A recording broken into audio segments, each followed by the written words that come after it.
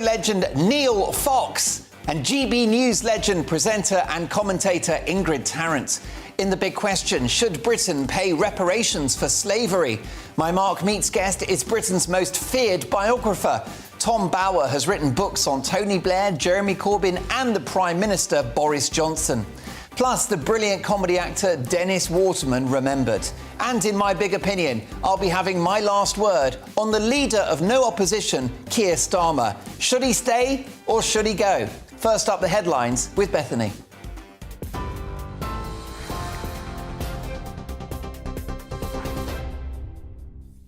Thanks, Mark. I'm Bethany Elsey in the GB newsroom. Boris Johnson has told the G7 the world must go further and faster to support Ukraine as Moscow's war continues in the country. The Prime Minister met with world leaders and Ukraine's president virtually, agreeing to intensifying an economic pressure on Vladimir Putin in any way possible. The group vowed to further isolate Russia's economy and campaign against Kremlin elites who support their president. The G7 meeting comes as Russian attacks are intensified on the Azovstal steel plant in the besieged city of Mariupol. The plant is the only area in the city not controlled by Russian forces. 300 civilians who've been trapped in the steelworks for 2 months have been rescued, but Ukrainian fighters who've stayed behind have vowed to continue their defence as long as they're alive. From the plant, the deputy commander of the regiment pleaded with world leaders and the UN to help urgently. We're under heavy shelling by naval forces, by tanks, under artillery shelling by multiple rocket launchers. We're ordinary boys holding rifles and rocket-propelled grenade launchers. These are soldiers who carried out and keep carrying out their duties. They need to be evacuated. The Foreign Secretary has accused Russia of war crimes after a bomb destroyed a school in Luhansk where 90 people were sheltering. The governor of the region says at least 2 people have been killed, with 60 others that remain buried under rubble and are feared dead. In other news, the Deputy Prime Minister has vowed to reform the Northern Ireland Protocol to improve stability in Northern Ireland following Sinn Féin's success in Stormont. The party won 27 seats in the elections yesterday, overtaking the DUP, which dropped to 25. The region has been without a power-sharing executive for several months after the DUP refused to be involved in protest over the post-Brexit agreement. Senior Conservatives are accusing Sir Keir Starmer of hypocrisy as new details emerge into allegations he broke lockdown rules last year. The Mail on Sunday has published a leaked memo which appears to suggest a beer and curry event attended by the Labour leader and his deputy, Angela Rayner, was pre-planned. Sir Keir insists no lockdown rules were broken. However, Durham police are investigating. Meanwhile, an event tomorrow, at which Sir Keir was supposed to be setting out his plans for the country on the eve of the Queen's speech, has been cancelled. And actor Dennis Waterman has died, aged 74. He was best known for his starring role as bodyguard Terry McCann in Minder and first found fame as a policeman in The Sweeney. He became well known for singing the theme tunes to many of his own shows. His family says he passed away peacefully in hospital in Spain with his wife by his side. TV, online and DAB+ radio, this is GB News. Now let's get back to Mark.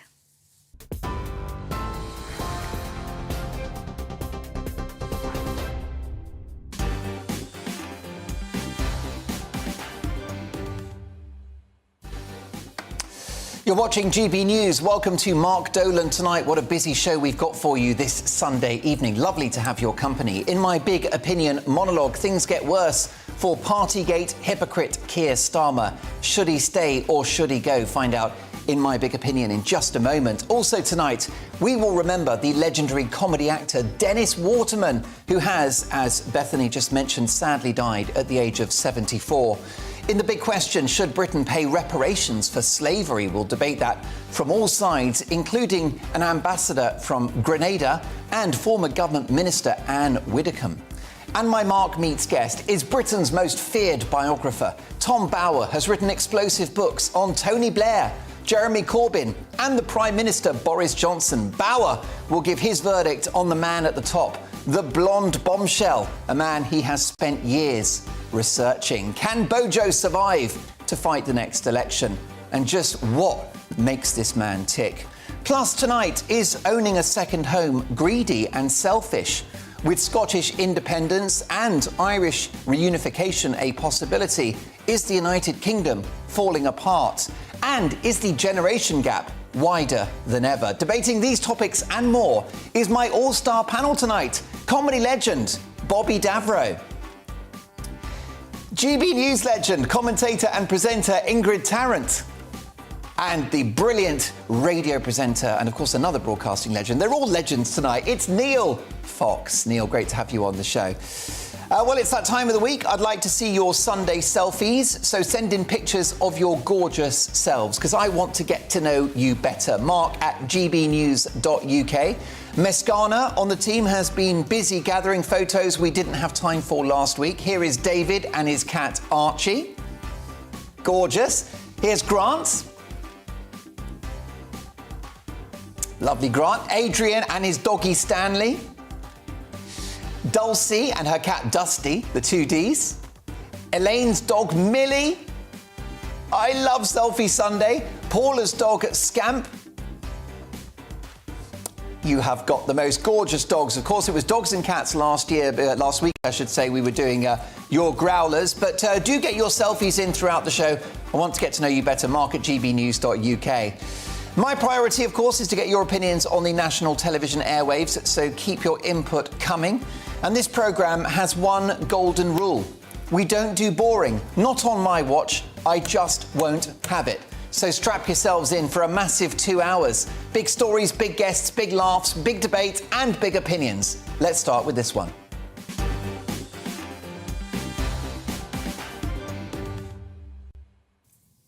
There are many good lines in the Bible. I must find out who wrote it. My favourite is, "He who is without sin cast the first stone," which takes me to the leader of the Labour Party and alleged leader of the opposition, Keir Starmer, the beer-loving politician who failed to reach many parts of the country outside London last week in the local elections. The Labour Party deserves better. If anything, this pious, simpering lawyer-turned-politician is actually worse than the previous incumbent. Starmer's such an anodyne fence-sitter, he makes the truly dreadful Jeremy Corbyn look like Winston Churchill. It's my view that Sir Keir has never been liked outside London, which, of course, has now shifted so far to the left, it's twinned with Beijing. And it's the moral thrust, the hand-wringing religiosity of a man who thinks he is the spiritual backbone of this country that has been his undoing. Starmer may indeed pay the price for haranguing Boris Johnson for months on end over Partygate, red wine and lovely cakes like this one, the carrot cake that my team picked up earlier from M&S. How was focusing on this silly Westminster soap opera of Partygate helping millions of struggling Brits choosing between feeding their kids and heating their homes? There is a perception of Keir Starmer as a decent man, and I'm sure he is. Bright, articulate, and he has begun to rid his party of the scourge of anti-Semitism, for which he deserves huge credit. And I think he's got a heart, having famously bought land to accommodate some of his mother's donkeys. Except that ever since he got the top job, he has been a political donkey. I honestly can't think of one thing that he's got right over the years. As the shadow Brexit secretary, he campaigned for a second referendum, proving himself to be wildly out of touch with huge swathes of Labour voters in the Midlands and the north of England. He only knows about voters in the north of London. On Thursday, Labour gained Mayfair and lost Hull. I think that tells you everything you need to know. Welcome to Hull. He campaigned for Jeremy Corbyn to be Prime Minister, which would have been an economic and national security disaster for the country. But at least Jezza stood for something, even if it was wrong. The Thursday local elections were not great for Keir Starmer. Yes, they accrued many council seats. Of course, they did. The Tories did badly, but in the context of Partygate, the Tories having been in power for 12 years, and the staggering cost of living crisis, why didn't Starmer do better? Well, because it's my view the public find him boring, arrogant, pompous, and about as charismatic as a cup of pond water. Well, it's sink or swim for him now, as the Mail on Sunday explode Labour's pack of lies about the Beergate event in Durham, in which they cite evidence it was pre-planned. Labour's ginger growler-in-chief, Angela Rayner, was said not to be there, but was. And Starmer's story that they got back to work after eating curry looks to be a tall one.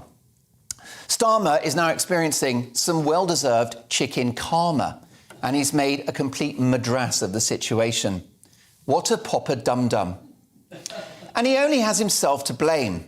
By politicising Partygate to such an extent at the expense of a focus on what you are going through right now, with raging inflation and energy prices, looks to have been his greatest miscalculation.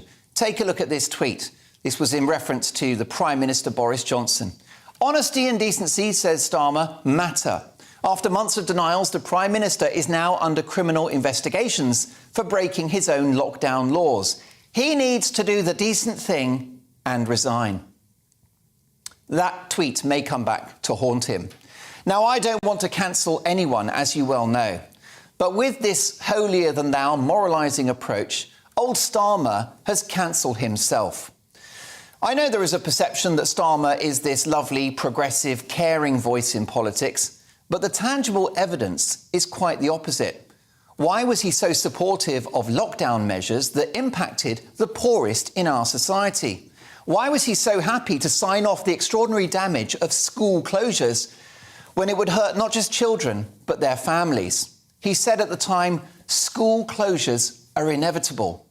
No, they weren't. It was pure politics in which he participated. Just as he politicised Partygate, it's my view that he politicised the pandemic. Every Wednesday in PMQs, he added to the confected hysteria around the virus. Like many in the media, he whipped up anxiety and panic about what was a nasty virus, absolutely, but mild or non-existent for most. A third of people, even with alpha, didn't have symptoms at all. A potentially nasty virus, yes, we all hate it, absolutely. But the bubonic plague, it was not. If I was leader of the opposition, we can but dream, I would have rejected every single COVID measure because it's very clear in my view that they were not just highly damaging, but they didn't make a blind bit of difference. The data's coming in. I think it's unarguable, but time will tell.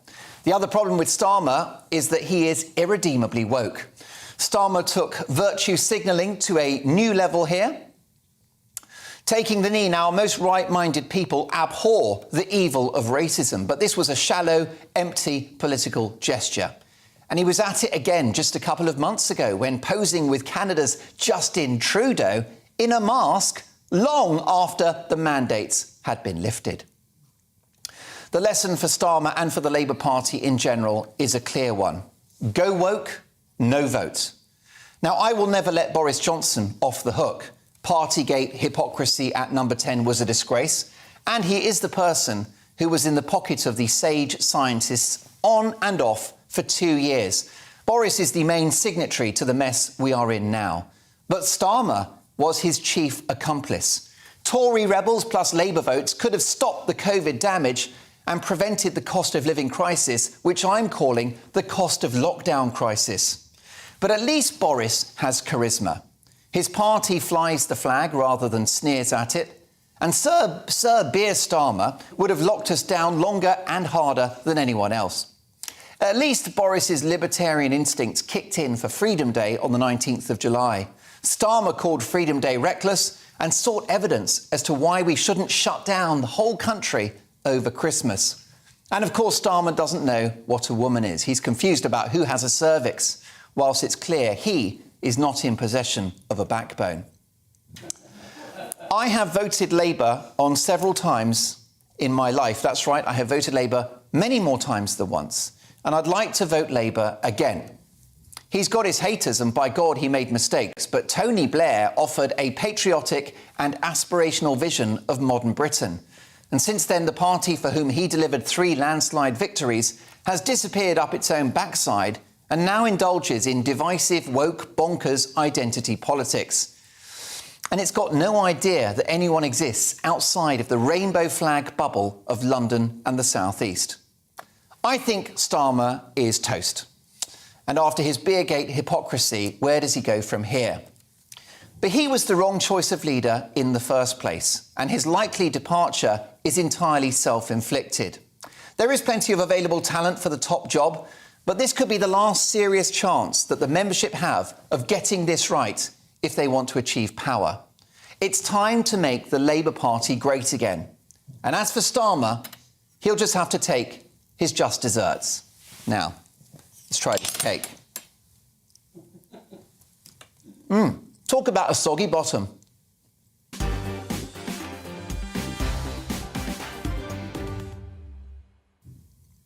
Many thanks there to Mary Berry for the cake. Reacting to the big stories of the day. Oh, I tell you what, never work with children and never eat cake on national television. I'm getting my own chicken karma now. Reacting to the big stories of the day is my all-star panel. Radio DJ and presenter Neil Fox, TV personality Ingrid Tarrant, and comedy legend Bobby Davro. Great to have all 3 of you with me. First time on the panel for Neil and Bobby. Neil, let me start with you. Do you think Starmer survives Beergate?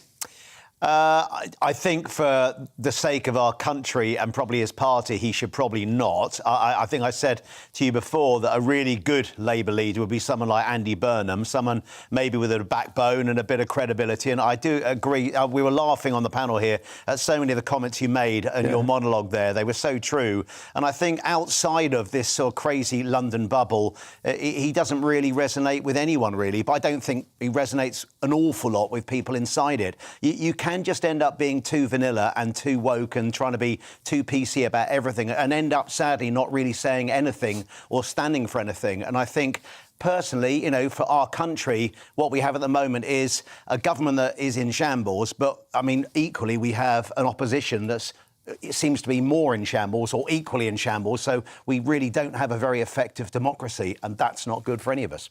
I think, Ingrid Tarrant, if Keir Starmer had not made such a fuss of Partygate for months on end whilst people were struggling with the cost of living crisis, I don't think that it would be career-threatening. But now it is.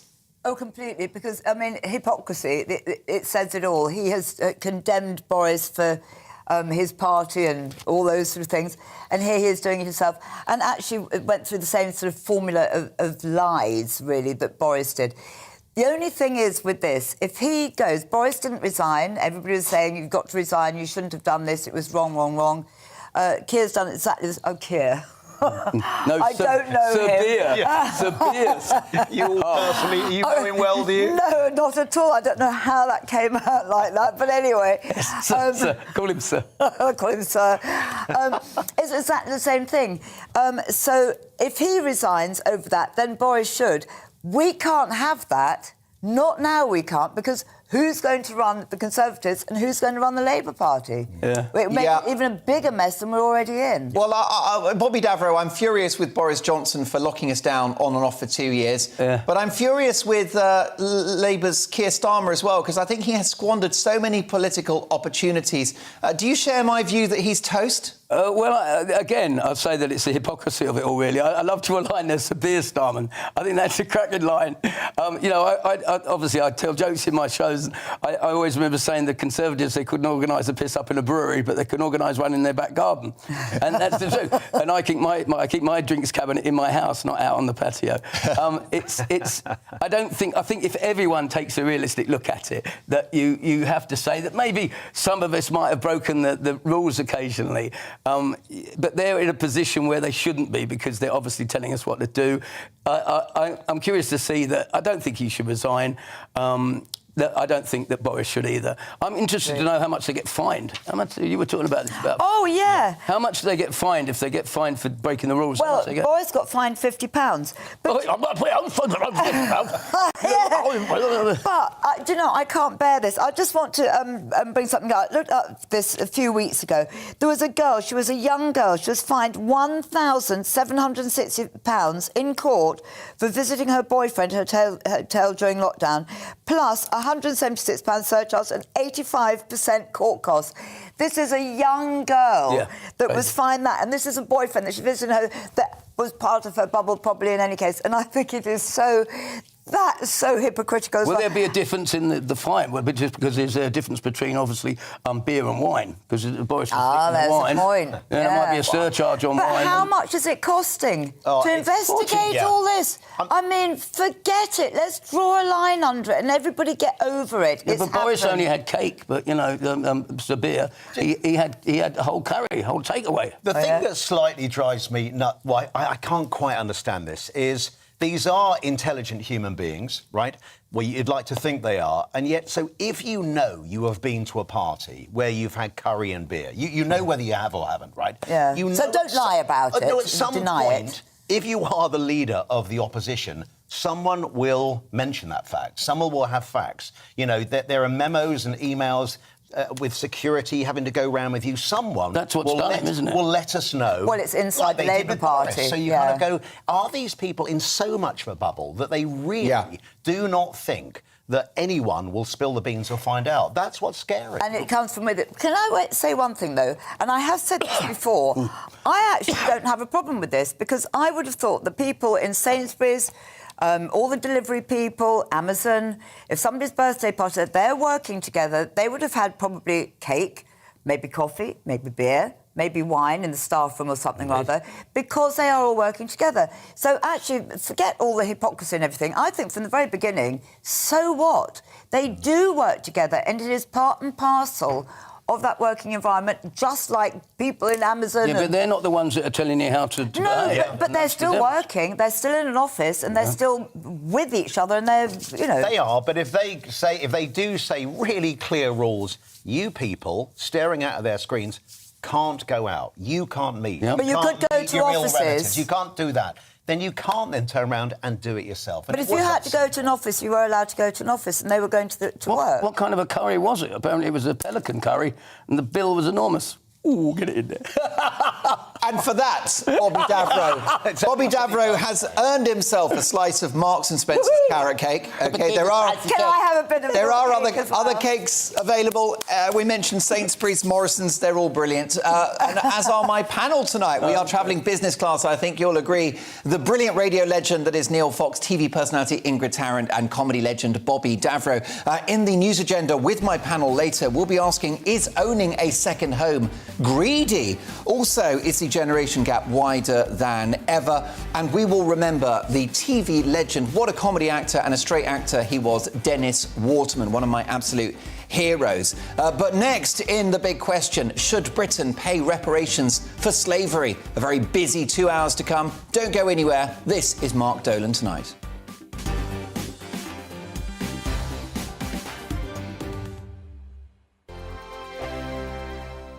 Hello, I'm Michelle Dewberry, and you can join me every weekday 6 till 7 on Jubes and Keir. Me and my panel will get stuck right into the day's events, and I can tell you, in fact, I can warn you, expect some robust debate, some strong opinions and perspectives from both sides of the fence. It's about you at home as well. I love to read out all of your comments, or at least as many as I can. So join me, Michelle Dewberry, Monday to Friday, 6 till 7 on Jubes and Keir. On radio, they call it the drive time slot, 4 p.m. until 6 p.m.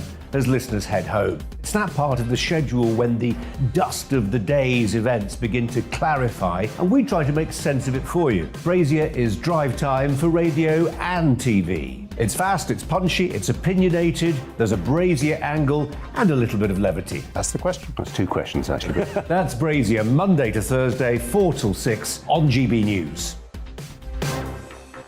Hello, I'm Patrick Christie's. And I'm Mercy Moroki. Make sure that you join us Monday to Thursday, 10 a.m. until midday, right here on GB News for To The Point.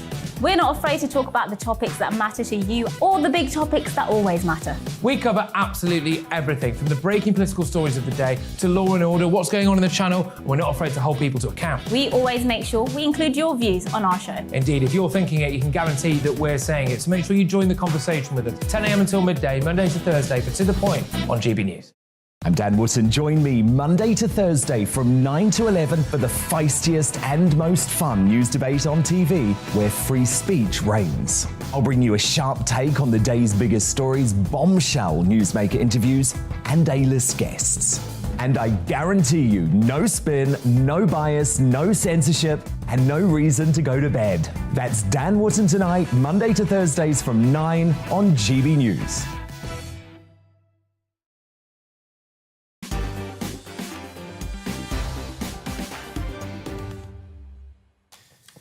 Terry has emailed the programme. Hi, Mark. Fantastic monologue, as always. And what a fantastic panel you have tonight. It's great to see a proper mainstream media outlet exposing the Labour Party for the real hypocrites that they are. Well done to you and your fabulous team. Long may GB News reign. Terry, thank you so much for that. Stuart says, Dear Mark, the biggest problem with Labour is that it has forgotten that majorities win elections rather than minorities. Pander to minorities and you will never win anything. That's Stuart's comment. Marion says, Dear Mark, Sir Keir Starmer is just like that other liar in the Labour Party, Tony Blair. Both smart solicitors with no charisma. I would not vote for him if he was the last person on earth. He is toast. However, Robert says, I've always admired Starmer, a smart, well-educated lawyer, and Boris Johnson is not fit to lace his shoes. Starmer's got my vote. Well, look, it is all about opinions. What's yours? Mark at gbnews.uk. We've got a couple of selfies. It is Selfie Sunday. I want to get to know you better. This is Kit. Handsome devil. Thank you, Kit. And Dee. Oh, look at that. What a babe. What a hottie. Dee, thank you so much for sending in your gorgeous selfie. Keep them coming, Mark at gbnews.uk. At 10 o'clock, my Mark Meets guest is Britain's most feared biographer, Tom Bower, who's written books about Jeremy Corbyn, Tony Blair and the Prime Minister, Boris Johnson. He knows Boris better than Boris knows himself. It's time now for the big question, in which we tackle a major news story of the day from multiple points of view. More than 100,000 citizens of Kenya have petitioned the British royal family for an apology and reparations following brutal atrocities committed during the colonial period. The Kipisi and Talai peoples were forced off their land in Kericho County by the British Army between 1895 and 1963 to clear the path for white settlers to establish profitable tea plantations. Their descendants have been fighting for these wrongs to be addressed ever since. In 2021, several figures from the United Nations wrote to the British government expressing concern over its failure to provide effective remedies and reparations to these groups. So that's tonight's big question. Is it time for Britain to pay reparations for slavery and our colonial past? To debate this, I'm delighted to welcome former government minister, best-selling author and broadcaster Anne Widdecombe, human rights and LGBTI campaigner, the amazing, of course, how could we forget Peter Tatchell? And also, I'm delighted to welcome Ali Gill, Grenada's ambassador to the Caribbean community, and Calvin Robinson, political commentator and presenter. Wonderful to have all of you on the show. Ali Gill, if I could start with you, should Britain pay reparations for its colonial past? Thank you so much for having me on your program tonight. And I believe that that payment is long overdue. They should do so and do so now and do so fairly and handsomely, I may dare say. After 300 years of the slave trade, the transatlantic slave trade and slavery, and 400 years of colonialism here in the Caribbean and the transatlantic slave trade from Africa, I'm glad that the Kenyans are now petitioning and approaching the British authorities with regards to payment of reparations. We in the Caribbean, we have done so. From 2013, the Caribbean community, by heads of government, has mandated the CARICOM Reparations Commission to seek reparations from not only Britain, but France, Holland, and all of the former colonial countries to pay reparations to us here in the Caribbean. So that question should be answered in the affirmative, and that question being put to the British public is long overdue, in my respectful view. And what sort of figures might we be looking at, Mr. Gill? It's more than just figures. We're not asking for a check. We're asking, first of all, that you apologize for slave trade and slavery. What we have done in the Caribbean community is to establish what we refer to as the 10-point CARICOM reparations plan. Secondly, we're asking for repatriations to those of us in the Caribbean who wish to return to the motherland of Africa. You should pay the bill. Also, we're looking for debt cancellation. We're looking for technology transfer. We're looking for assistance with our healthcare. We're looking for the eradication of education and so on. So we're not asking for a blank figure. We are saying that we are responsible for the development of London, Liverpool, Great Britain, and that it is time that Great Britain, that the UK must in some respectful way adopt a developmental plan for the Caribbean, having regards to the fact that on independence here in the Caribbean, Grenada got its independence in 1974 without a cent from Great Britain. After years of extraction of wealth in the Caribbean, we are saying that we must sit around a table and come up with a developmental plan, not just for Grenada, but for the rest of the Caribbean islands. So we're not asking for a check, so to speak, but we're asking for a developmental program from the UK, from Holland, from France, from Germany, and so on, Spain, so that we can develop and bring the Caribbean on par with regards to developed countries. We were responsible for the Industrial Revolution in Great Britain, and we believe it's time that Great Britain must recompense and compensate us here in the Caribbean for indigenous genocide against our First Peoples, Atlantic slave trade, and slavery, and for the years of colonialism. Calvin Robinson, Britain is one of the richest countries in the world. That wealth, in part, built via the enslavement of others. Is it time to pay up? This is the great question I always ask in this debate. Who should be paying whom, and with whose money?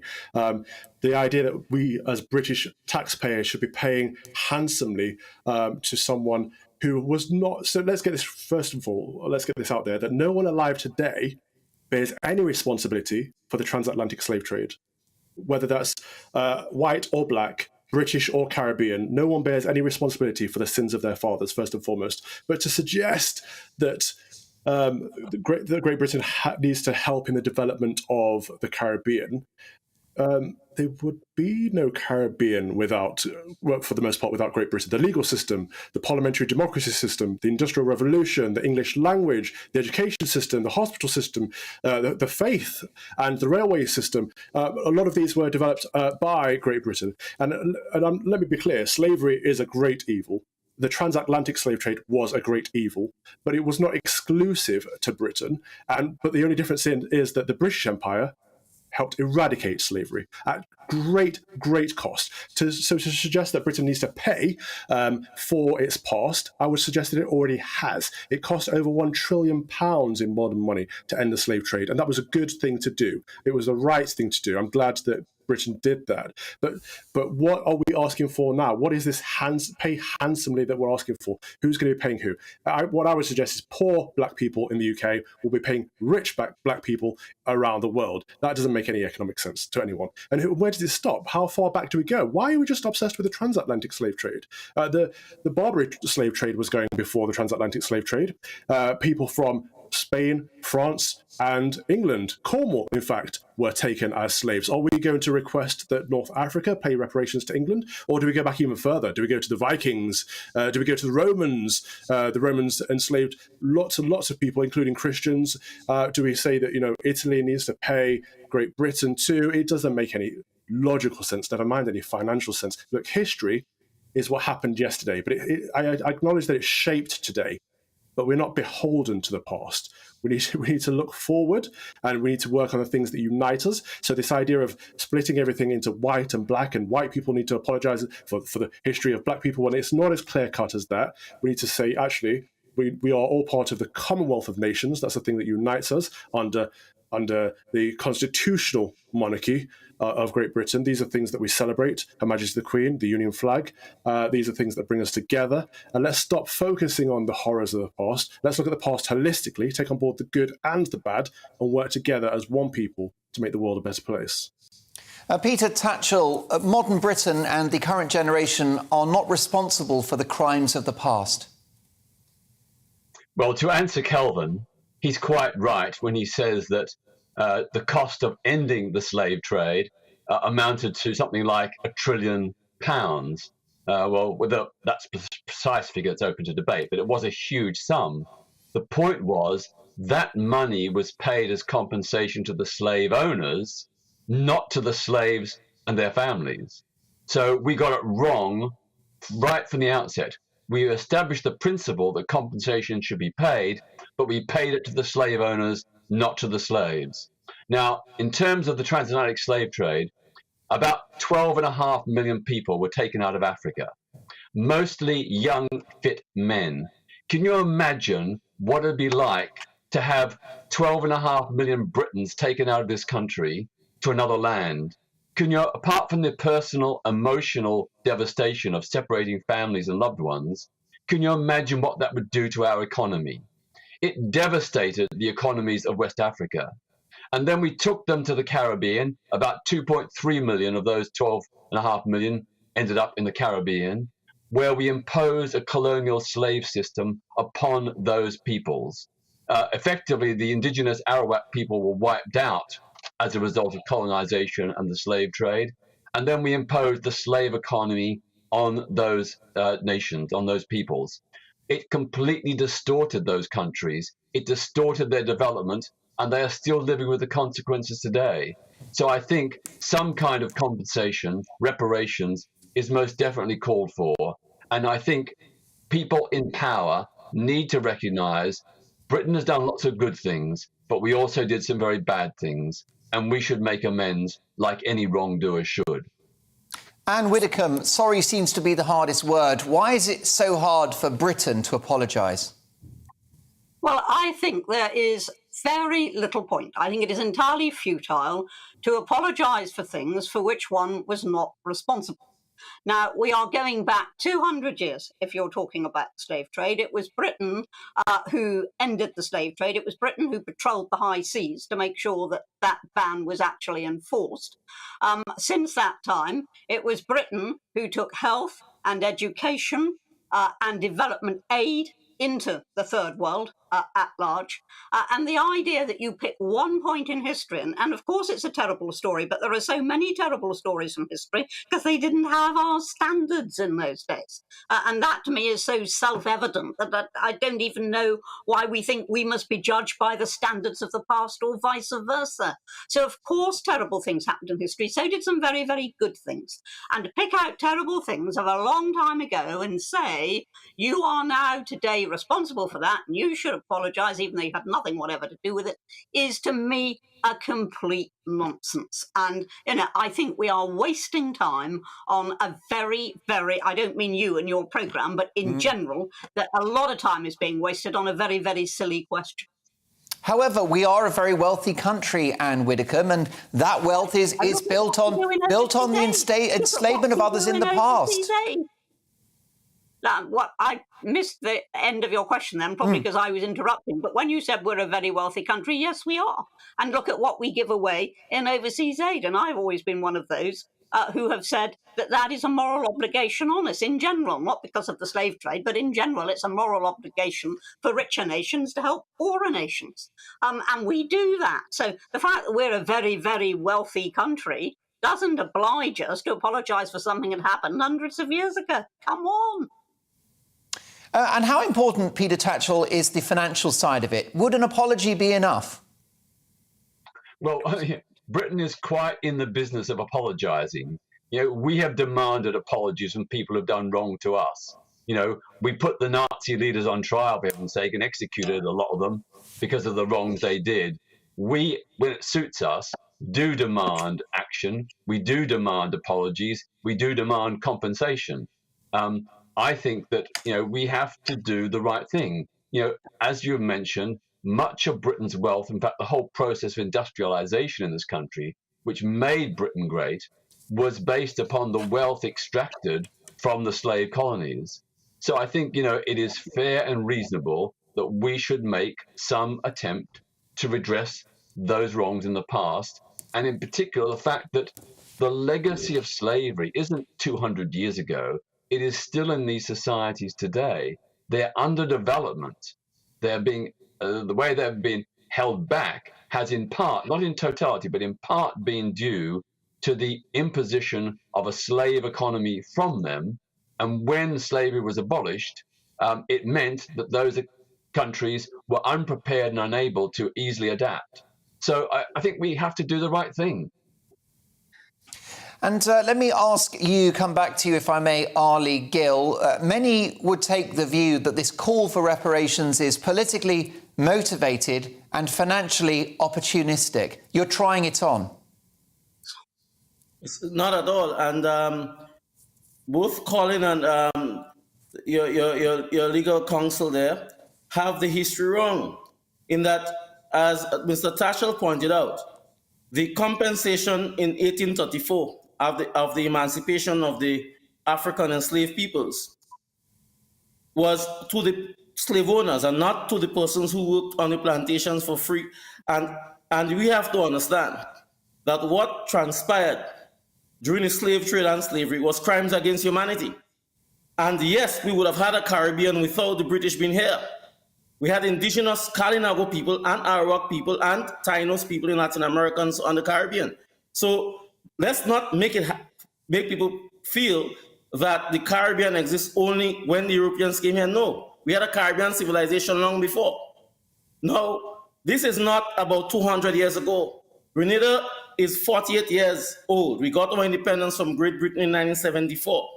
And up to 1974, Great Britain, the economic structure of the Caribbean, was dedicated to the extraction of wealth from the Caribbean to England. We built your cities.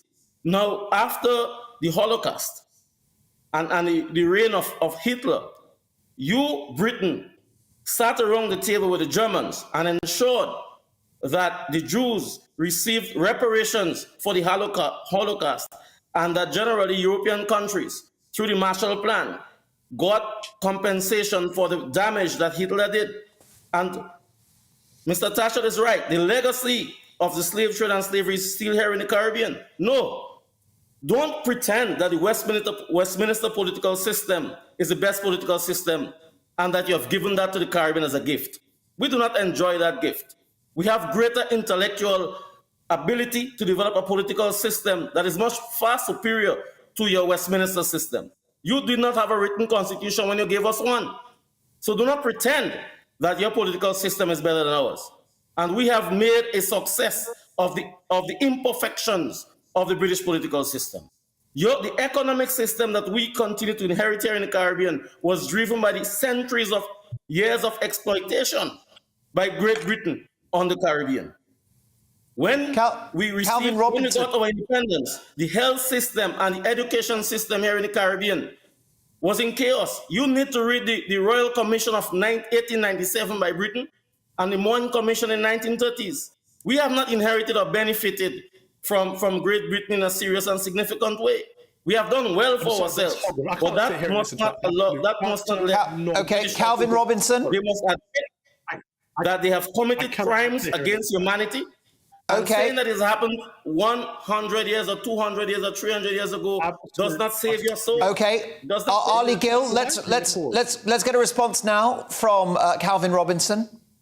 First of all, it's very difficult to debate people who resort to Godwin's law straight away as the first line of defence. Both of our opponents here have drawn parallels to Nazi Germany, which is absolutely outrageous, disgusting, and inappropriate for the context of this debate. But I'll put that aside. And hold fire for one moment, Calvin. In what way was the treatment of Jewish people, more egregious than the treatment of slaves? It happened at that Not more time. egregious, but an entirely separate issue. And Widdicombe, I'll come to you shortly. But if you would, Galvin, can you develop Your response there to why you don't think that there are parallels between the Second World War and slavery? No, I won't. I'd rather discuss the issue at hand. And if we have time afterwards, I'll happily go into the Second World War. But discussing the issue that we are talking about here, you can't on one hand say that Britain left a legacy of demolished civilization in the Caribbean, left an utter mess behind, and then on the other hand say, but we've made a great success out of this. You cannot sit there and say that the Queen of Parliaments, which is held up to be one of the best democratic systems in the world, is not good enough, and actually we could have done better ourselves. Then do better. You live in a democracy. You can vote for a party. You can you can put yourself up for election if you think you can do a better job. Don't sit here and tell us that our system is terrible. What I'm hearing here is, what did the Romans ever do for us? That's what I'm hearing. Oh, our hospitals are rubbish. Our education's rubbish. Our charities are rubbish. Everything you gave us is rubbish. We could have done better ourselves. Look, you live in a democracy. You live in a parliamentary democracy. You could do better yourself if you think you can do better yourself. But do not suggest that post-slave trade, that the countries in the Caribbean were just left and abandoned. That Great Britain has worked very strongly, much better than any other post-empire did with the former colonies, to ensure that these are thriving, civilized democracies and are independent nations that are supported within the structure of the British Commonwealth of Nations. The 1808 West African Squadron patrolled the seas for years and years to make sure that the slave trade ended, because we saw it as a great evil. And we not only abolished it for Great Britain, but around the world. And to suggest that only slave traders were compensated is a disingenuous argument, because that payment was made in order to end slavery, which is seen as an evil. If you don't think that payment should have been made, you don't think that slavery should have been ended. That was the way that it was. That's one of the ways that it was done, as well as at great cost by funding the Royal Navy to make sure that it was destroyed on a global scale. So it was part of a wider project. But there's modern day slavery going on today. I don't see the people on the panel protesting against that. I don't see them out in China protesting against the Uyghurs. I don't see them out in Afghanistan protesting against slavery that's going on there, or in the rest of the Middle East. And even at home in the United Kingdom, we have people being trafficked, and we have the Pakistani Muslim slave exploitation up in the Midlands. All of this stuff is going on today. Why are you not protesting about that? Why are you protesting about something that ended 300 years ago, that Britain had the biggest impact in ending and demolishing, because we all thought it was a great evil? Why are we obsessed with the negative of our past and not looking at the whole picture? And of course, people being paid £5 a day in slave-like conditions to make the smartphones we use, and perhaps £1 a day to stitch the T-shirts we wear. Anne Widdecombe, I've only got a couple of seconds. Closing thoughts. Well, first of all, the comparison with the Nazis is invalid, because we were punishing the people who themselves had carried out the atrocities at that time that we were in a position to do so. We weren't punishing their descendants 200 years later. It is a ludicrous analogy, and is done simply to try and stir up emotions. Anne Widdecombe, thank you so much for joining us. Of course, a former government minister, best-selling author. My sincere thanks to Peter Tatchell, a human rights campaigner, Calvin Robinson, GB News presenter and political commentator. And last but not least, my profound thanks to Ali Gill, Grenada's ambassador to the Caribbean community. Mr. Gill, a privilege to have you on the show. What an interesting conversation. What's your reaction, Mark, at gbnews.uk? Should Britain pay reparations for its colonial and slave-based past? Mark at gbnews.uk. At 10 o'clock, Britain's most feared political journalist and biographer Tom Bower, a man who's written explosive books about Jeremy Corbyn, Tony Blair and your Prime Minister and mine, Boris Johnson. Tom Bower knows how Boris Johnson ticks. We'll speak to him live at 10 in the news agenda with Neil Fox, Bobby Davro and Ingrid Tarrant. Is owning a second home selfish, and is the generation gap wider than ever? So much to get through. We don't do boring, not on my watch. I just won't have it. See you in 2.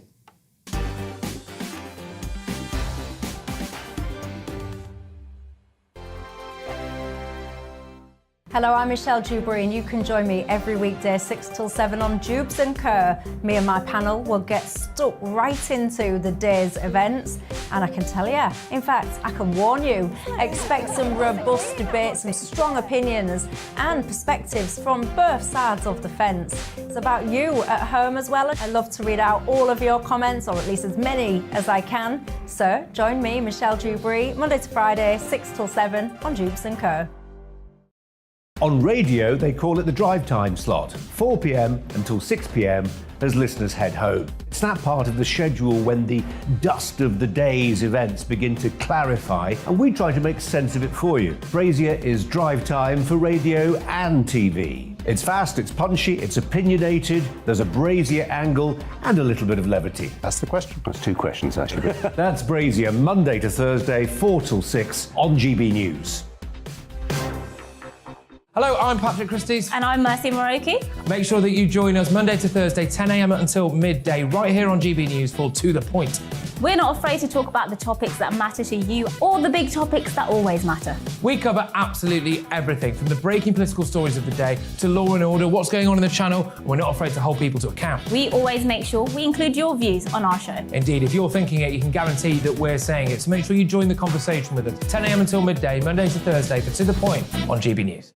I'm Dan Wootton. Join me Monday to Thursday from 9 to 11 for the feistiest and most fun news debate on TV, where free speech reigns. I'll bring you a sharp take on the day's biggest stories, bombshell newsmaker interviews, and A-list guests. And I guarantee you, no spin, no bias, no censorship, and no reason to go to bed. That's Dan Wootton tonight, Monday to Thursdays from 9 on GB News.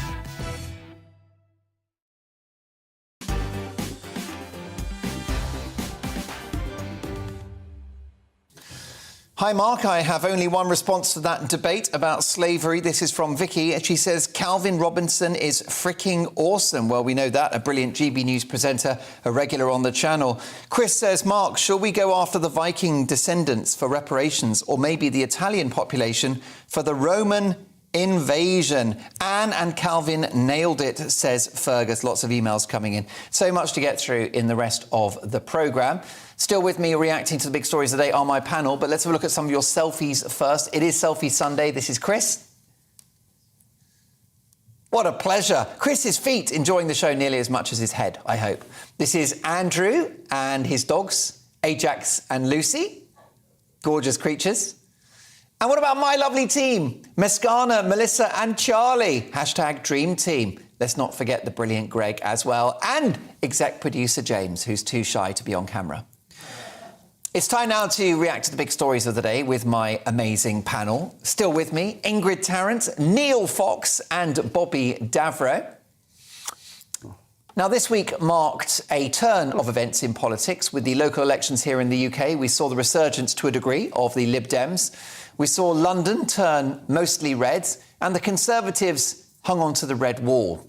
But the most unexpected outcome of all was Northern Ireland parting company with the DUP and welcoming in the Nationalist Party, Sinn Féin, as the dominant party in Northern Ireland. They are committed to holding a referendum on Irish unification. Meanwhile, in Scotland, the SNP party maintained their position as the largest party at Glasgow City Council.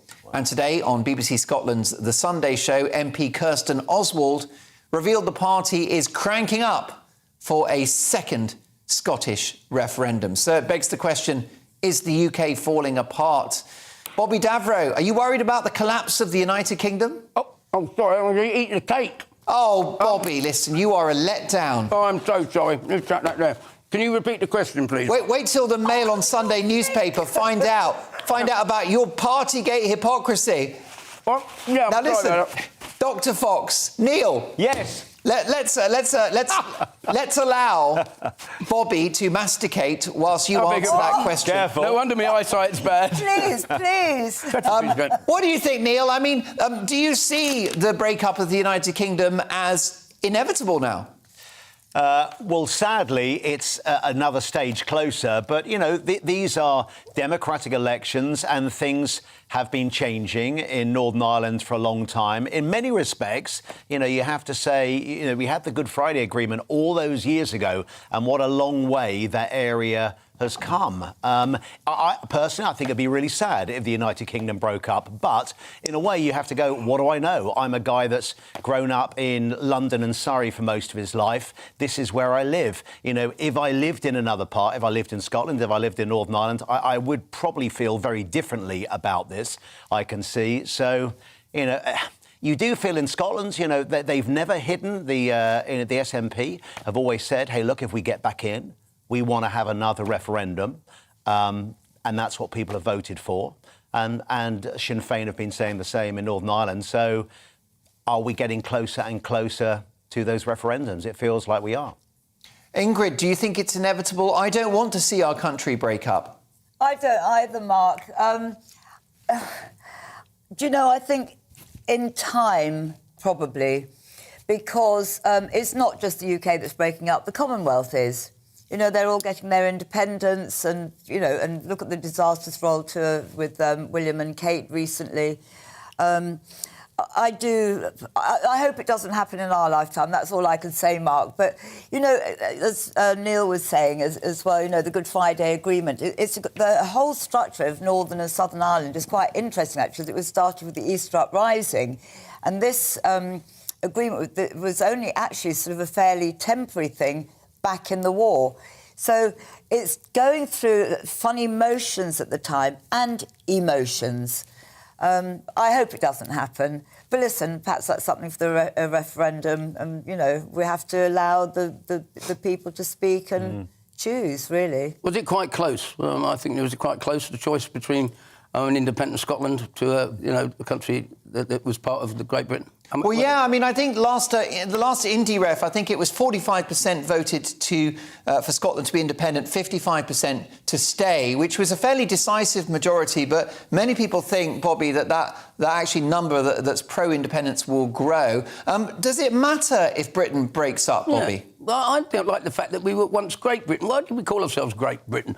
Because once we were perceived as great. I think by doing that weakens our standing in the world. I mean, the only time I'm a bit anti-Scottish is that when they have a go at us because we do well in the football, because the Scots don't like us when we do well. I always cheer for Scotland when Scotland are playing. Come on, we're part of Great Britain. But it seems a bit the other way. I know it's sort of a bit of a joke, you know. Can we have our goalposts back, please?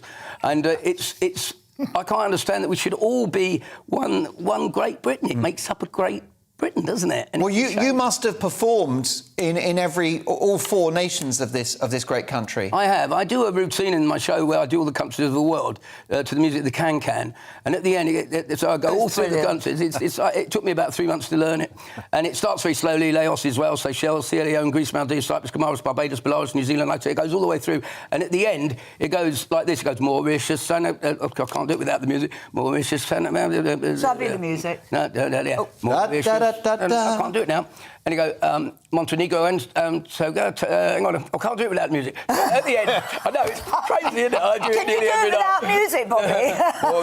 Anyway, I've got it. Mauritius, Panama, Qatar, the UAE, Solomon Islands, Equatorial Guinea, Kiribati, Ukraine, St. Lucia, Samoa, Spain, Vanuatu, and Tuvalu, St. Kitts, Nevis, Dominican Republic, Antigua, Kuwait, Barbuda, Myanmar, Scotland, Ireland, Wales, and England. And at the end, I wave an English flag. But when I go to Scotland, I have to go England, Wales, Ireland, Scotland. And those are the important countries. I know, Bobby Davro. Bobby Davro live on the flags. show. Keep those selfies coming. Lots more to come. This is Mark Dolan tonight. Mark meets Tom Bauer next.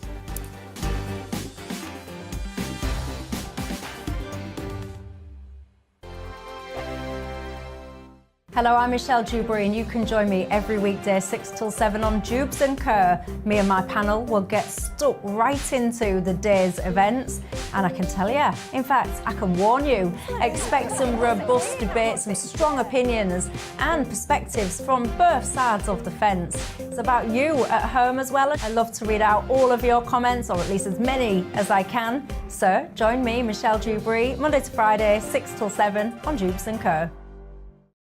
On radio, they call it the drive time slot, 4 p.m. until 6 p.m.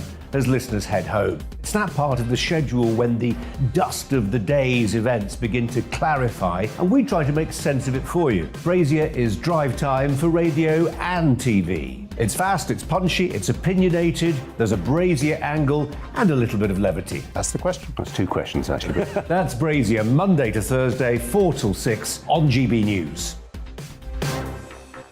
Hello, I'm Patrick Christie's. And I'm Mercy Moroki. Make sure that you join us Monday to Thursday, 10 a.m. until midday, right here on GB News for To The Point. We're not afraid to talk about the topics that matter to you or the big topics that always matter. We cover absolutely everything, from the breaking political stories of the day to law and order, what's going on in the channel. We're not afraid to hold people to account. We always make sure we include your views on our show. Indeed, if you're thinking it, you can guarantee that we're saying it. So make sure you join the conversation with us, 10 a.m. until midday, Monday to Thursday, for To The Point on GB News. I'm Dan Wootton. Join me Monday to Thursday from 9 to 11 for the feistiest and most fun news debate on TV, where free speech reigns. I'll bring you a sharp take on the day's biggest stories, bombshell newsmaker interviews, and A-list guests. And I guarantee you, no spin, no bias, no censorship, and no reason to go to bed. That's Dan Wootton tonight, Monday to Thursdays from 9 on GB News.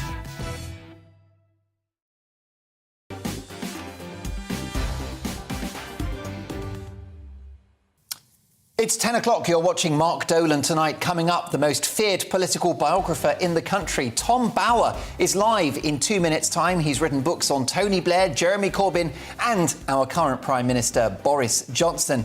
He knows these people better than they know themselves. Can Boris survive his current problems? And what is Bower's verdict on Starmer? Also reacting to the big stories of the day are comedy legend Bobby Davro, radio legend Neil Fox and GB News legend broadcaster Ingrid Tarrant. That's my dream team panel tonight. So much to get through, you won't want to miss a second. First up, the headlines with Bethany.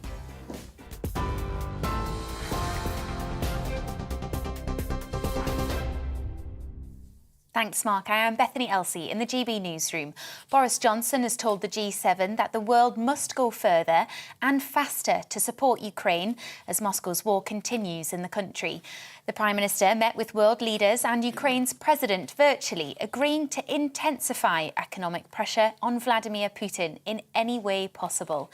The group vowed to further isolate Russia's economy and campaign against Kremlin elites who support their president.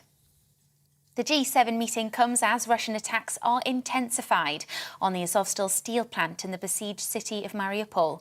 The plant is the only area in the city not controlled by Russian forces. All 300 civilians who'd been trapped in the steelworks for 2 months have been rescued. But Ukrainian fighters who've stayed behind have vowed to continue their defence as long as they're alive. But from the plant, the deputy commander of the regiment pleaded with world leaders and the UN to help urgently. We're under heavy shelling by naval forces, by tanks, under artillery shelling by multiple rocket launchers. We're ordinary boys holding rifles and rocket-propelled grenade launchers. These are soldiers who carried out and keep carrying out their duties. They need to be evacuated. President Zelensky says about 60 people who'd been hiding from shelling at a school in the Luhansk region have all been killed by Russian strikes. The Foreign Secretary earlier had said that Russia was guilty of war crimes. The Deputy Prime Minister has vowed to reform the Northern Ireland Protocol to improve stability in Northern Ireland following Sinn Féin's success in the Stormont elections. The party won 27 seats, overtaking the DUP, which dropped to 25. The region has been without a power-sharing executive for several months after the DUP refused to be involved in protest over the post-Brexit agreement. Senior Conservatives are accusing Sir Keir Starmer of hypocrisy as new details emerge into allegations he broke lockdown rules last year. The Mail on Sunday has published a leaked memo which appears to suggest a beer and curry event, attended by the Labour leader and his deputy Angela Rayner, was pre-planned. Sir Keir insists no lockdown rules were broken, however Durham police are investigating. Meanwhile, an event tomorrow at which Sir Keir was supposed to be setting out his plans for the country on the eve of the Queen's speech has been cancelled. And actor Dennis Waterman has died, aged 74. He was best known for his starring role as bodyguard Terry McCann in Minder, and he first found fame as a policeman in The Sweeney. He became well known for singing the theme tunes to many of his own shows. His family says he passed away peacefully in a hospital in Spain, and his wife was by his side. On TV, online and DAB plus radio, this is GB News. Now let's get back to Mark.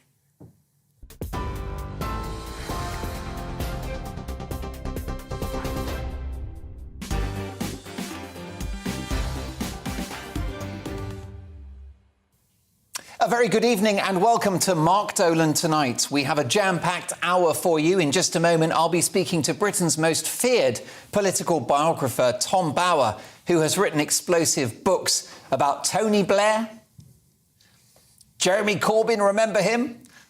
And our current Prime Minister, the blonde bombshell himself, Boris Johnson. What is Tom Bower's professional verdict of the man at the top? In the news agenda with my panel, is owning a second home greedy and selfish? Is the generation gap wider than ever? Plus, we will play another great British game show, a fun game based around the news of the day. Tonight, famous doctors from TV and film, because there is a new Doctor Who. More on that later. But it's time now for Mark Meets, in which I speak to the biggest names in the world of politics, sport, showbiz and beyond. Tonight, one of the most feared and respected biographers in the country, as I mentioned, Tom Bower's exhaustive and courageous investigative journalism has seen him write explosive bestsellers on Robert Maxwell, Mohammed Al-Fayed, Richard Branson, Tony Blair and, as I mentioned, Jeremy Corbyn. He's also written about entertainment and sporting figures too, with books on Simon Cowell and Bernie Ecclestone. He's currently penning a tome all about the Duchess of Cambridge, Meghan Markle, I should say, of course, Duchess of Sussex there. But he's writing a book about Meghan Markle, plenty of material, and of course her lawyers will be watching. But his most recent book is all about our current Prime Minister, Boris Johnson. The book is called Boris Johnson, The Gambler, and it has enjoyed critical and commercial success. How couldn't it, given the colourful subject matter and Tom's great writing and all-seeing eye? I'm delighted to say that Tom Bower joins me now. Hi, Tom. We're just getting the line to Tom. A fascinating conversation it's going to be. Tom has been a top journalist for many decades, and here he is. Tom, thank you for joining us on GB News. How do you go about researching the subjects of your books? Well, I start by looking for the victims. They're always the people who will tell me the most interesting things about the characters I write about. And then I look for the people who've worked in the past with them. And of course, try and get some official records or unofficial records, which will cast a greater eye and more information on these people. Are the best people the public figures who don't want a book written about them? Well, yes. I mean, I never want to write about someone who wants me to write about them. My tactic is always to look for people who have climbed the greasy pole and want to influence our lives and have got things to hide. Because on the way up, there's always things which they wish that nobody would discover and would know about. And so the technique is really to find those people who are been cast aside, been trampled on, and who have been injured by these Goliaths in our society. And how concerned have you been around the legal aspect of writing your books? You must have received plenty of threatening lawyers' letters over the years. Well, not only many lawyers' letters, but also many writs and court cases. Robert Maxwell, I think there were 11 writs. Richard Desmond fought me in court, and after 2 weeks lost, and it cost him £4.5 million. Richard Branson sued me twice and lost as well. Bernie Ecclestone said he would sue me, and then he agreed that it wasn't worth it and we should be friends. So there's no shortage of people who have tried to stop me writing. And why have you always prevailed in the courts? Well, because invariably I make sure I tell the truth, and I always get good lawyers. And fortunately, either a jury or the judges are persuaded that what I have to say is the truth, and the people who are trying to suppress the truth, whether it's Richard Branson or Richard Desmond or Robert Maxwell, they are found out by the court to have lied and not have told the truth. Yes, and how do you go about choosing the subjects of your books? Well, I always look for people who are trying to change our lives. I always look for people who are at the top of like what I call the greasy pole and are really trying to change the world in a way which suits them. And invariably, they're people who have a lot of flaws. They're very people who attract publicity and want to attract publicity. They want to stand in the spotlight, and they want to be receive lots of accolades and applause. And I suppose I do my best to see if I can undermine their self-glory. And there are times when you're dealing with large and fragile egos. Well, I think all egos of that size are fragile. But on the other hand, these people are very tough. They haven't got to where they are, whether it's Richard Branson or Robert Maxwell or Tony Blair or Gordon Brown or now Boris Johnson, without having gone through a school of knocks. They are people who have fought their way to the top. They've crushed the opposition. They've been ruthless. And that qualifies them to become famous and to, in that sense, become leaders. Because you can't be a weakling if you want to be a leader. And they have proved themselves to be bullies and brusque. So they hate it when I come along and seek to find their weak spots, their vulnerable stories, the things that they prefer the public not to know. And that's the delight of my work, which is to find those areas where they haven't told the truth and where the public has been deceived. And that's what they can't stand, that someone should be trying to do that. Your latest book on Boris Johnson characterises him as the gambler. How so? Well, I think Boris is one of the most luckiest politicians in post-war Britain. He's also a brilliant escapologist. But he plays to win, and he invariably has won. And when he's lost, he then always recovers. But he does take gambles. I mean, that I think is one of the greatest sort of original labels one could attach to him. He does play all to win. Sometimes he wins and sometimes he loses. But like all gamblers, he's never put off from losing. If he loses, he just tries again.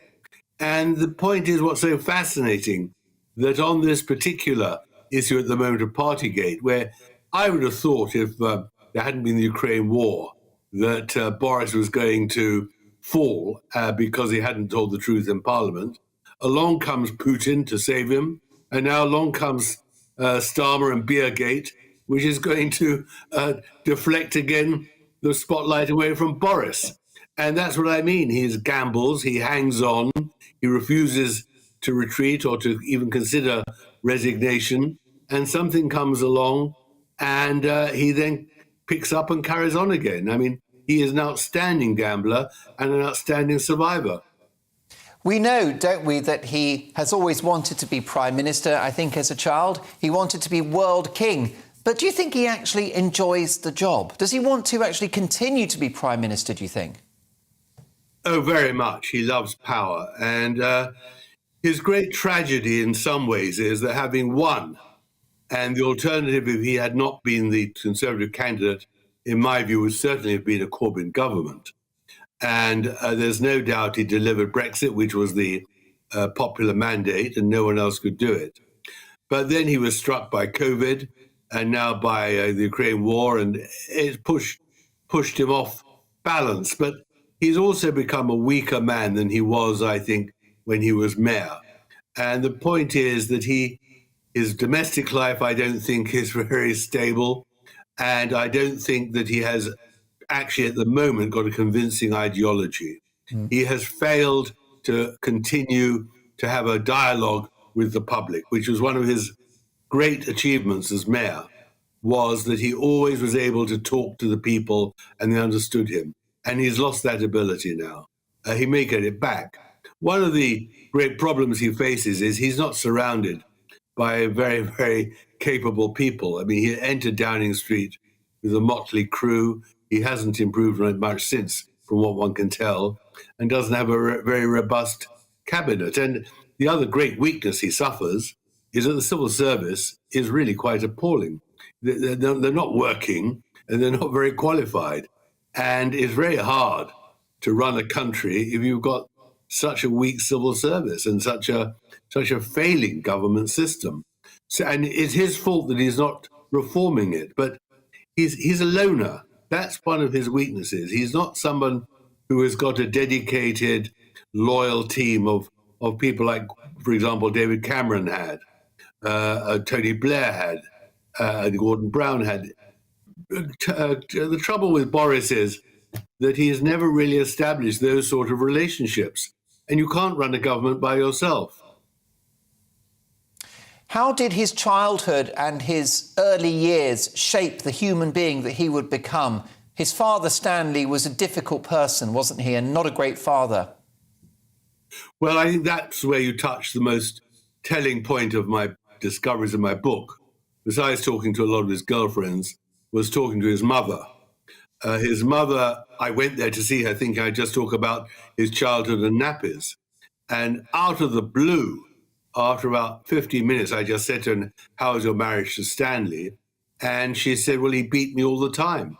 Throughout the marriage, he was hitting me." And of course, she said he was continuously committing adultery. Now, what is important about that is, as she said, that Boris saw it all. Boris was the eyewitness to this terrible tragedy for a wonderful woman, a great artist. And she wanted the truth to be told. And the truth that she wanted to be told about Boris and Stanley was that he saw his father being so awful to his mother, often also absent, but also lying about it and getting away with it. And I think that is one of the crucial aspects and characteristics of Boris, why people always say he's a liar. His first wife said to me, the thing about Boris is he has his own version of the truth. And I think there is in Boris an inability to be candid. I mean, his adultery is a public record, in the public record. He watched his father, and his father, who's a charming man, intelligent man, got away with it, and he's done the same. And you can't do that as Prime Minister. And that is his tragedy. He is incapable of looking at a problem and saying, this is the truth. He always looks for a way to escape responsibility. Do you think that perhaps his greatest asset is the leader of the opposition, the aforementioned Keir Starmer? Do you think that it would be a problem for Boris Johnson not to have Starmer opposite him at PMQs? Well, I think that Starmer clearly thought he nailed him on Partygate, and that's come to haunt him. I think Starmer's days are numbered now. And I think that he is, in very many ways, a coward, not having confronted Corbyn when he was in the shadow cabinet, when Corbyn was the leader of the party. And I think his failure now to define a woman is quite scandalous. I mean, he is a fellow traveller in that sense, Starmer. But of course, as I say, Boris is a very lucky man, and Starmer's weakness is his strength. Boris, in my view, has got a few months to actually reassess and rebuild and get the mojo back, the bojo back, the humour, the amazing ability he had to relate to the public. He knows that he has broken the trust of large numbers of people. The question is whether he can recover that trust, but also, of course, he's helped because he doesn't have any serious rival within the Tory party to oust him. So again, he's gambling and he's lucky. But he has a lot of work to do to recover and to win an outright majority. And that will involve learning from mistakes and changing. Your thesis in your brilliant book is that he's the gambler, but is he a learner too? Can he adapt? Well, I think he can if he's surrounded by people who he trusts and who say to him, you have got to change this, you mustn't do that, and all the rest. When he was a mayor in City Hall, many people had written him off, especially in the Times newspaper. They all said he'd been a lousy mayor. I went through the record and he'd been a terrifically successful mayor, much better than Sadiq Khan, and I think better than Ken Livingstone's second term. But he was surrounded by people who said to him, told him the truth. and criticised him, and he listened. The problem he's got in Downing Street is he's not surrounded by those sort of people. He didn't have people who he sufficiently listened to. And if he did listen to them, he then changed his mind when the next person came along. Now, he has got the discipline to reform himself. The problem he faces is that the pressures of being Prime Minister are enormous. There's very little time to learn. You do have to have a very solid, peaceful domestic life to be able to reflect and think. And I think there's chaos in Downing Street, and that doesn't help him to recover and to learn from his mistakes, which in the past he has been able to do. And I thought he would be able to by now, but it's touch and go now. Tom Bower, you are, I understand, hard at work on a biography, an unauthorised biography of Meghan Markle, the Duchess of Sussex. Do you care to give us a sneak preview? Well, in fact, I finished it, and it'll be out very soon. It is a story, an untold story. I have found out things which are really quite extraordinary about her, and I think that the public perception of her will be either confirmed or outraged, or in any case, it'll be a great surprise. It has turned out to be after a very, very hard slog, because people were pretty reluctant and she to speak. And she and her lawyers had done very well to keep people silent, but I got through enough. And it's a great story. It is an astonishing story of a woman who came from nothing and is now a world figure and has trampled on all those others on the way, and which is classic, the sort of people I always choose, whether it's a politician or a tycoon. The victims are keen to talk, and they have spoken, and it's a really gripping story. And it's been a gripping conversation. I do hope you will join us in the studio, Tom, when that book comes out, and we'll do a full interview about that rather fascinating and, as you say, remarkable young woman, Meghan Markle.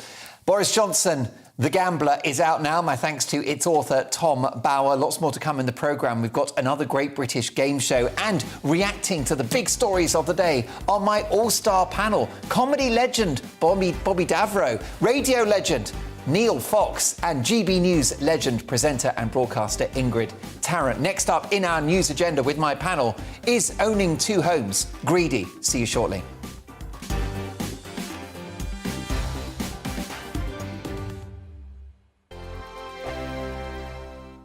Hello, I'm Michelle Dewberry, and you can join me every weekday 6 till 7 on Jubes and Keir. Me and my panel will get stuck right into the day's events, and I can tell you, in fact, I can warn you, expect some robust debate, some strong opinions and perspectives from both sides of the fence. It's about you at home as well. I love to read out all of your comments, or at least as many as I can. So join me, Michelle Dewberry, Monday to Friday, 6 till 7 on Jubes and Keir.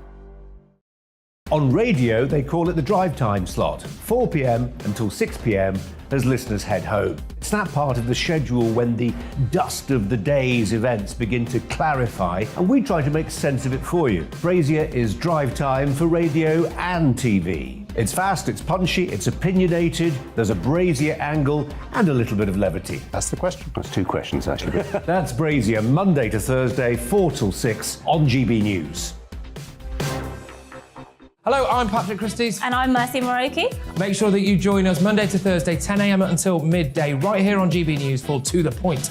We're not afraid to talk about the topics that matter to you, or the big topics that always matter. We cover absolutely everything, from the breaking political stories of the day to law and order, what's going on in the channel, and we're not afraid to hold people to account. We always make sure we include your views on our show. Indeed, if you're thinking it, you can guarantee that we're saying it. So make sure you join the conversation with us, 10 a.m. until midday, Monday to Thursday, for To The Point on GB News. I'm Dan Wootton. Join me Monday to Thursday from 9 to 11 for the feistiest and most fun news debate on TV, where free speech reigns. I'll bring you a sharp take on the day's biggest stories, bombshell newsmaker interviews, and A-list guests. And I guarantee you, no spin, no bias, no censorship, and no reason to go to bed. That's Dan Wootton Tonight, Monday to Thursdays from 9 on GB News.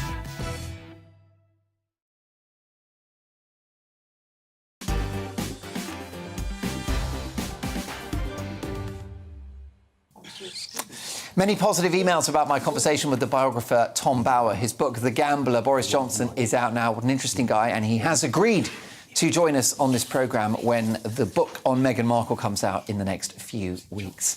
Also, it's Selfie Sunday, so those selfies are coming in. I want to get to know you better. This is Angela's turtle, Ooh. Matilda. No, that's... Oh, I thought you were talking about me. I thought you were talking about my hairdo. Yeah. There is the turtle. What a gorgeous creature. And it looks like I'm looking down at that turtle. Yeah. And here is Kat's mum. Oh, isn't Kat's mum gorgeous? And I'm loving that donkey. Is that one of... Which one? Keir Starmer? Keir Starmer, isn't it? It could be a wonder. Yes. Kat's got a lovely mum. Thank you for sending in those selfies. Keep those selfies coming in, mark at gbnews.uk. Well, I've got to say, we've got some really sad news. You'll have heard about this in the bulletins earlier with Bethany. The legendary actor Dennis Waterman has sadly died at the age of 74. A child star at the age of just 12, he was invited to join Stratford's Royal Shakespeare Company.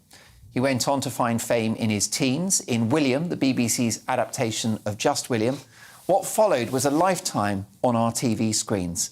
He became one of the best-known faces on British TV in the 70s, playing Detective Sergeant George Carter opposite John Thor in ITV's police drama The Sweeney. He reached even greater heights as Terry McCann in the comedy drama Minder, opposite George Cole as Arthur Daly. That was from 1979 to 1989. He starred in the hit sitcoms On the Up and Stay Lucky before another long-running role as Cockney detective Jerry Standing in New Tricks, which again ran for a decade. He became well known for singing the theme song to many of his shows and even got to number 3 in the charts with I Could Be So Good For You, the iconic theme song from Minder. R.I.P. to an incredible actor and a true British national treasure, Dennis Waterman. Neil Fox, did you watch Dennis Waterman on telly? I did, and actually, when you've just recapped his career, you realise how he managed to play some really enduring characters. You know, they weren't just, short little series where they lasted decades. Yeah. And because of that, you forget very quickly just how big a career this guy had. Yeah. He was on our screens sort of on and off for sort of 30 really good mainstream years. And and I forgot he sang the theme to Minder, of course, as well. Yeah. He had you know so well the music industry. I mean, this is a guy that had 3 or 4 bona fide hits. A decade on Minder. A decade on New Tricks. Yeah, amazing. This is unheard of, isn't it? These are some of the biggest shows. Yeah, so he dominates the 70s. I mean, the Sweeneys was sort of, absolutely like a cultural moment for the country, wasn't Fantastic. it? Sweeney is it get your trousers on your nicked? Wasn't that the catchphrase from the Sweeney? Sorry, I wasn't flirting with you. I'm so easy, Tiger. I know. Well, look, Neil's looking good tonight. I'm only human. No, it was not. I mean, you're too young for the Sweeney. You'd have to watch reruns. Sweeney, of course I do. No, you're far too young. No, I'm not. No. I remember it in the 4 Granada. It was brilliant, the Sweeney. And then the Minder, cars. The cars were awesome. My dad bought a Granada Gear. It was one of the best cars, back in those days. Oh, it was a real awesome wagon. Incredible cars, yeah. Was he as tough as he made out? He played all these tough guys. I didn't see him as a tough guy. No, I think you're right. I mean, I met him a couple of times and he was a real gentleman. Yeah. And there's an amazing story, actually. So my father ran a pub in Camden called Sir Robert Peel for 40 years. Right? I've been there. Really, you know that? Well, you've, of course, been to every pub in London. I mean, that's not a story. And my dad got a call in the 80s from Thames Television, and they said, we'd like to use your pub for a scene in Minder. My dad said, of course, we'll do that. So they closed the pub for the day. And I think it's safe to tell this story now. Dennis Waterman turned up for filming, and they were going to shoot the scene in the morning, 9 or 10 a.m., and they've got all the lights ready and the cameras are all set up. And there was a technical problem and they couldn't film and there was a lot of hanging around. And, Dennis had learned his lines, nothing to do. He's in a pub, so what do you do? This was the 80s. He's like, Seamus, my dad's name, so Seamus, give me a pint. So Dennis had a pint, as did probably some of the crew. Then another pint. Then another pint. You know where then another this pint. is going, don't you? 11 pints later, it was about 3 p.m. They were ready to shoot. Oh, my goodness. But Dennis was not. Yeah. So a couple of hours of my mum's strong coffee, And then they finally got it done in the evening. It was quite well publicised. Yeah, but he did have a little bit of an issue with the booze, but all day long, an absolute gentleman. A nice man. And signed autographs, charismatic guy. I'd love to see that episode to see if we can tell the now signs. Yeah, but also wasn't everybody on telly in the 80s drunk? Yes, and they smoked. Because that was the culture in broadcasting. Yeah, it was. I mean, I've heard so many stories about newsreaders in the 70s and 80s. Oh, who, yes. You know, they'd have liquid lunches and then get on and do a bulletin. Well, Reggie Bosanquet. Would that be right? Yeah. He was nicknamed Reginald Beaujolais. Did you not see that in the early days of radio? People going on air slightly half-cut, but nicely disguising I have to say, her former husband was legendary at it and actually had this amazing ability to be out all night on the lash, of which he was quite good at being on the lash, let's be honest.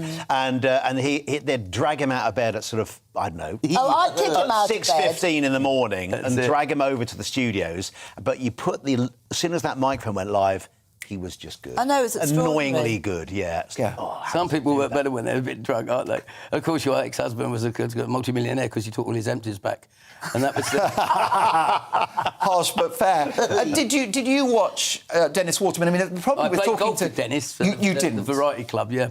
And tell me about the guy, because we don't know the guy. I didn't of course, know he was an very actor. well, but I liked him. I liked him very much. He was a nice man. Pleasant, good company. Yeah, he was good company. He was short as well. He wasn't as tall as I thought he was. Yeah. You know, and I never looked at him as a sort of hard man. I sort of saw him as just a jovial sort of guy.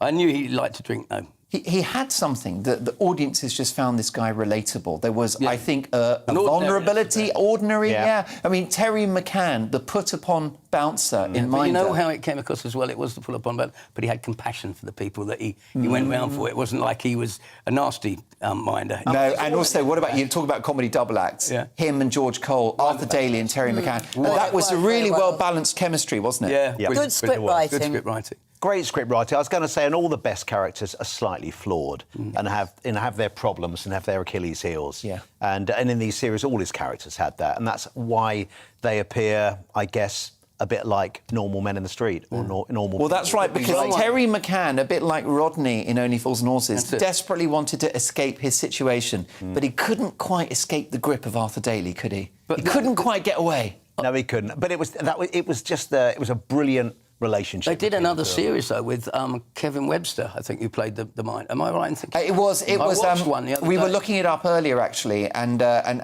Gary Webster. Gary Webster. Oh yeah. Gary Webster. And it wasn't the same. It wasn't the same. the A series that came after Dennis's one, and I don't know why they made another series. It was proof that you needed. They didn't have Dennis that chemistry. No. Can I say something? It's really interesting listening to you guys talking about Dennis Waterman, and I think he's such a blokey bloke. But I would, as a woman, not for me. I think he was a great actor. I enjoyed the Sweeney. I loved that double act. It was good chemistry. It worked very well. The timing was fantastic. But as a person, I wouldn't want to be with a man like that. No, well, what do you mean, the character? No, in real life. The man, yeah, because and so I was very quiet when I was listening to you guys, because he obviously is. He's a bloke's bloke. Well, he admitted as well, didn't he? He's not a woman's man or a man's woman. Woman's man. Which way around? He definitely had. He definitely, was sort of linked to some pretty he admitted it himself. behaviour. He admitted it himself with Piers Morgan on that chat show, didn't he? Did he on Life Stories? Yeah, on Life Stories. He actually admitted that he'd struck his wife, and it's at least he admitted it, But that's something. And you're right. You're very right to draw attention to that, and that was obviously, a very deep flaw. Probably brought on by the alcoholism. That's a tragedy. That's the destroyer. It is a tragedy and a lesson to all of us, and a tough story. But there you go. Well, look. God rest his soul, and remember him fondly. We do. We salute quite the career, British national treasure Dennis Waterman. But as Ingrid said, a flawed human being. Returning, of course, to the big stories of the day are my brilliant panel, and let's have a look at this one. Councils could have an influx of cash to spend on the community as the government plans to tax those who are sitting on empty second homes. The government is cracking down on homeowners dodging the tax on their second houses by claiming it as a holiday house. According to the government, this tax loophole allows owners of second homes in England to avoid paying council tax whilst getting business discounts. All they have to say is that they intend to let it out to holidaymakers. Concerns have been raised that many never actually let their homes out and leave them empty, benefiting from their misuse in terms of a tax break. But it begs the question, is owning a second home greedy? Bobby Davro? I don't necessarily think so. I'm stuck in one myself at the moment. In Wales, didn't they burn them down or something? Yes, the weekenders. That's right, the weekend homes. Why don't they give them to the homeless? The homeless of this country or of Great Britain, or give them to these poor Ukrainians? Put them in there. I think that's I mean, do you? Personal question, but do you? Are you? I would imagine with your successful comedy career, you must have an estate of properties. Well, when I got portfolio. when I got divorced, we split the house. She had the inside, I got the outside. She was a good housekeeper. She kept the house. She did well. Yeah, no, it's one of those things that. No, I suppose. Yeah, I've had my moments. I've been successful. But it's not all what it seems. The COVID thing hit the comedian side of things, the entertainer side of things. Yeah. That was tough. I can't bleat on because, I look at everything in a glass half full. Well, I know you've been through a lot, but you are the ultimate survivor. Well, I am. And my ex-wife once told me that she could never live without me, but I found out last week she's still alive. Oh, well, yes, exactly.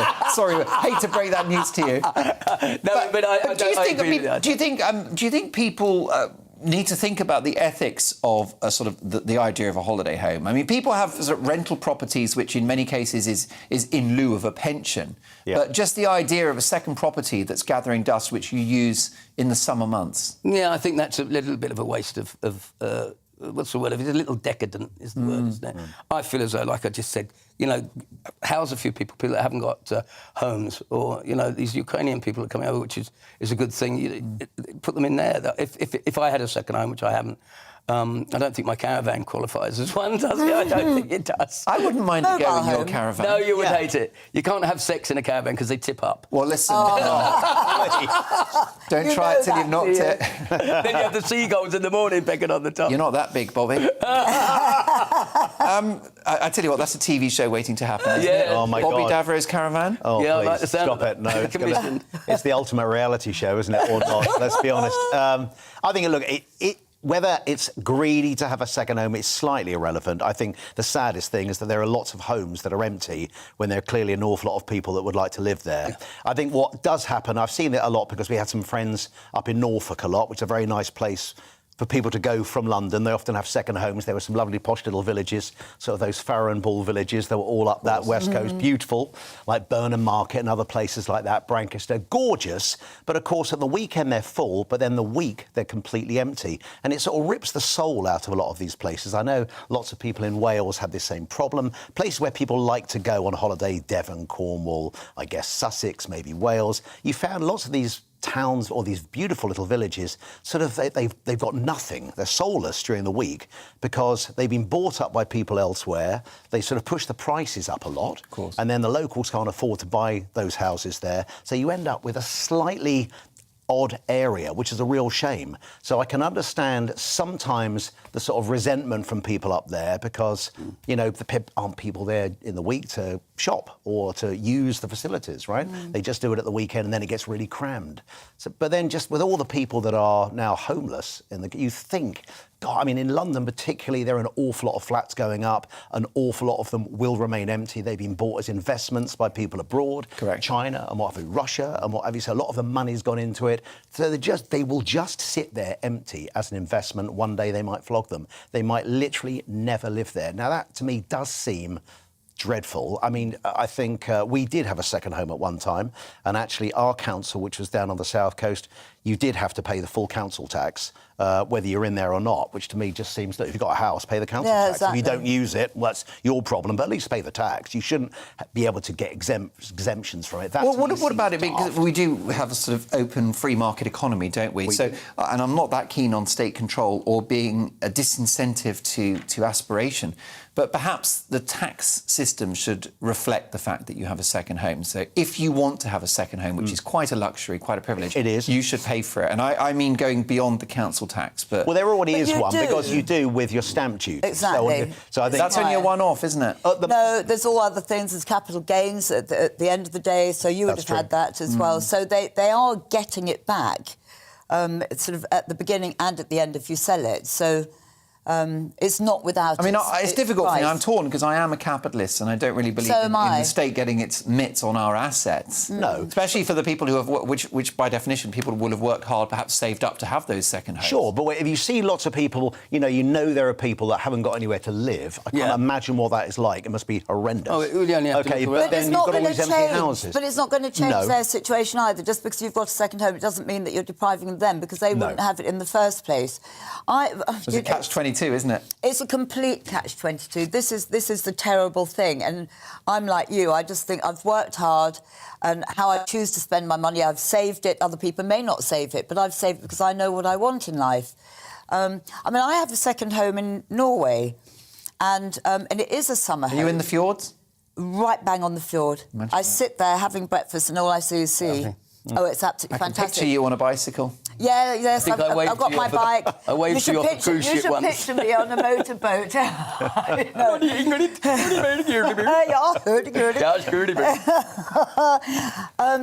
But the thing is, with that, and it's kind of going back to what Neil was saying, they are summer homes. So for the rest of the year, it's not being used. So, you know, from that point of view, sort of there is an influx, of course, in the summer. And I think for a weekend home, it is a similar sort of thing because people go away for the weekend. And at weekends, these places tend to get filled up. Perhaps if you go to Brighton but don't have a home there, but you stay in a hotel. Yeah. So there is all that. It brings economy into the area. Yeah. I mean, it's a difficult one, but I don't think it's greedy. I think you're paying for the privilege. You bought that right by working hard and spending your money as you choose. And perhaps they should, offices should be given over as well. There's lots of empty offices. Actually, perhaps all the civil servants, only a third of them are back, perhaps they could hand them over to the Ukrainians and a few homeless people as they're not sitting at their desks. Now, there's an idea. What do you think? Is owning a second home greedy? Mark at gbnews.uk. Coming up, we're going to have another great British game show with my amazing panel. This one based around famous TV and big screen doctors. That's right, because a new Doctor Who has been announced. Find out more about that very shortly. Excited about this new appointment. I grew up watching Doctor Who. And also, we're going to have a look at the generation gap. Is it wider than ever? Do old people understand the youth of today? We'll discuss all of that with my youthful panel after this. Oh.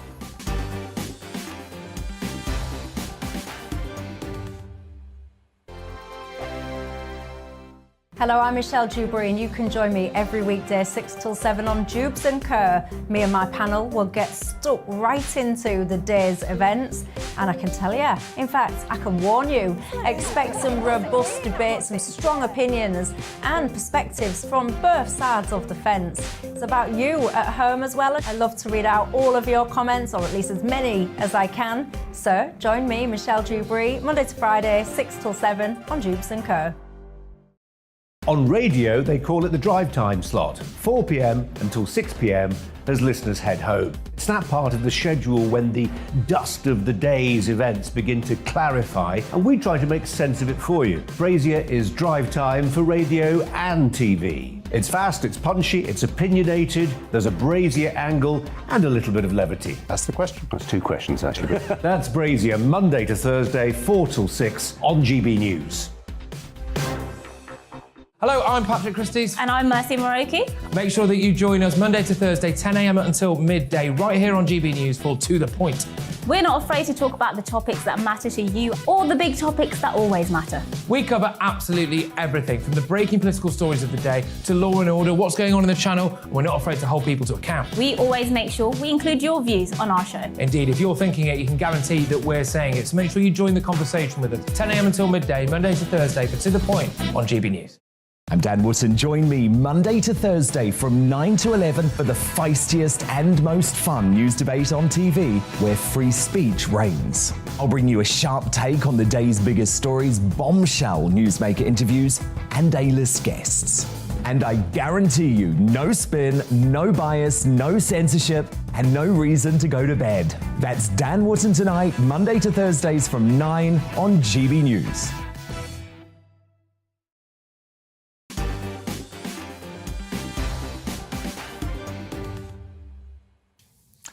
Welcome back to Mark Dolan tonight. Lots of emails coming in regards to Are Second Homes greedy? Hi, Mark. Do you remember the old joke, says Stephen? Come home to a real fire, buy a second home in Wales. Wales, yeah, that's a cracker. Absolutely brilliant stuff. Also, lots of selfies are coming in. I think, Greg, brilliant producer Greg, you've got some for me. This is Scott and his mates. What a fine pair of gents they are, topping up the tan. We also have Matt's dog Purdy. Gorgeous Purdy. Almost some dogs, they look like they're smiling, don't they? I think Purdy's smiling there and purring. And this is Lee. What a fine figure of a man. With a GB News mug. That's an exclusive. Oh, we must get well done, Lee. Must get one of those. That's proper GB News merch, that is. Still with me reacting to the big stories of the day, my amazing panel. Radio legend, Neil Fox. GB News legend, Ingrid Tarrant. And comedy legend, Bobby Davro. Now, boomers have been seeking courses to help them understand their millennial counterparts within the workplace. Dr. Elizabeth Michelle, creator of the course to help boomers get in the heads of millennials, said that this generation gap is a large part of friction within the office. Now, baby boomers or boomers are those born between 1946, just after the war, and 1964. Millennials are the generation born between 1981 and 1996. So there's a fair gap between these age groups and naturally a large generational difference in terms of working attitudes. Dr. Michelle says many think younger millennials are demanding and entitled, and within the workplace, millennials have more of a what can you do for me attitude, whereas boomers would do anything that they can to keep a job. Ingrid, do you think the generation gap is wider than ever? It's so difficult to really answer that question accurately because I think it depends so much on upbringing, and I think there's a huge divide in that. So taken at stream, the royal family, you could not have had a better, more proper upbringing. And look at Harry and Meghan compared to the Queen, or even Charles, you know, his own father. That sense of public duty. Yeah, exactly. And that sort of the attitude, the difference of attitude and entitlement. What can I do for my country rather than the other way around? And it's that entitlement on their sort of part. And I think when I look at them, who have really the perfect example of the right upbringing, the politeness, good manners and so on and so forth, and they can't even have a nice attitude towards fathers and the other generation, to me, that does exemplify that there is a huge generation gap. And I think that is probably very true, and I think it's rather sad. Yeah, Bobby, Very do you think, sad, is there something akin to a sort of societal civil war being played out between the younger generation and the older one? Well, lots of examples that are quite... I would be classified as a gammon now, whatever that means, all these words. Which is a really offensive term, isn't it? Not for me, really. Not really. I don't even know what it means. I'm not sure what gammon really means. And I think I think the idea if you're a gammon is that you've got old-fashioned values. I've got old-fashioned values. A couple of examples. There's nothing wrong with that, though. Well, no, but they... And a woman is a Karen, I think. I think the female equivalent to a gammon is a Karen. Strange words. Yeah. Not an Ingrid, not a Neil. I'll give you an example of how it's come. I have three daughters, and I won't say which one it is, just in case they've bothered to tune in and watch Daddy on the telly. Sure they have. And I came in, and they don't tidy their rooms. And I remember coming in a couple of years back, and the place was a mess. And I said, tidy up that, or else. And she looked at me like I was a piece of dog poo. She said, or else what? I said, or else I've got to tidy it up. And I said, one day, it's like that. Just give it back to her. I said, one day you'll have kids of your own. And she said, so will you, Dad? And that's what it's about. It's attitude, isn't it? Back chat. And with my jokes and stuff, sometimes I just can't say that, Dad. Can't say that.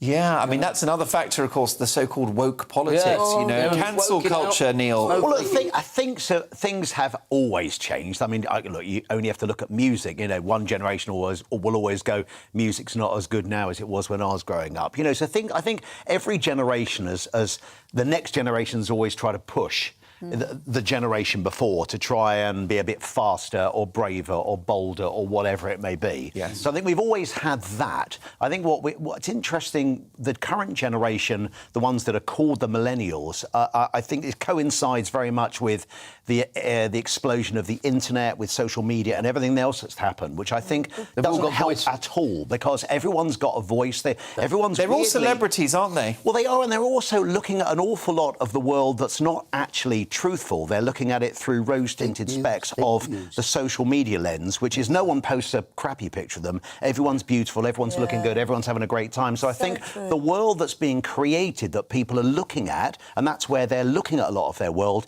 isn't necessarily the real world. It is a sort of a make-believe world. And I think because of that, everyone's a rock star, everyone's a film star, everyone's going off to the premiere, everyone's got their own brand, haven't they now? Well, they have, and you do think that can't, and not everyone's going to be a superstar, right? Not I everyone's. think it's I don't think it's the social thing is looking at my daughters on Facebook, for instance, and they put all those lovely photographs, because you never take pictures when you're crying or you're. Well, no, exactly. So they put all these lovely photos on, knowing that there is grief within their lives, because no one gets away with it completely. You know, sometimes that you go through sad times. But they put these things down, look how wonderful my life is, knowing that it isn't really that wonderful. But when their friends put it on there, they believe their friends. And that makes it worse. Yeah, so do they think, oh, my friends are having a wonderful life, but I'm not being very honest here because I'm putting the things down that... What about the work ethic? Do younger Brits have the same work ethic as older Brits? No way. I wouldn't say they do at I still all. think, and this is the faith I've got in our children, I still think that if there was a war and we had to fight for our country, Queen and country, however old-fashioned it might sound, I think they'd still be there. Yeah. I think they'd still look at Ukraine. But that's under extreme circumstances. I think on an everyday level, I think the work ethos has absolutely shot. And it's so easy. And we've created this by benefits, all sorts of things. We've made it very easy for people not to work and claim all these benefits, and actually very often claim them illegally and get away with it because they don't follow it up. I would say a lot of it, though, comes down to probably parental... where they look at their mum and dad and maybe, you know, to their mum and dad work hard. If they work hard, they've probably brought their kids up with a good work ethic. I mean, I think it's very easy to sort of blame the young generation, say bad things. I think probably what's happened in the last few years with lockdown, I mean, you see an awful lot of middle-aged people and grown-ups are also having a slight problem with work ethics now, because, you know, finding a great reason not to go back to the office. And I just want to work from home. I'm a bit worried about everything. Well, the furlough didn't help either. It didn't, because I think people have slightly got a bit lazy. So we've all become millennials now. Well, maybe, I think, look, we can't just blame everything on one generation. It's not. I don't think it's that black and white. No, and of course they draw on the short straw with climate change, not being able to go on the housing ladder, perhaps less job security. So, you know, it swings and roundabouts, isn't it, Bobby? There's a time when you used to actually tell the children, don't you do drugs, don't you drink, don't do bad things, and now they're actually telling their parents. Which is very true. The shoe's on the other foot. Fab. Well, look, some exciting news in the world of showbiz. The BBC sci-fi series Doctor Who is going to get a reboot. Out goes the present incumbent, Jodie Whittaker, to be replaced by the talented actor from Sex Education, Nkuti Gatwa. I think it's a great choice, and if I'm honest, I'm delighted that it's a male doctor again. Doctor Who was always a bloke as far as I was concerned. Sanity has been restored to the BBC, and I wish this new Time Lord every success in his planetary adventures. Well, this news has inspired tonight's Great British Game Show.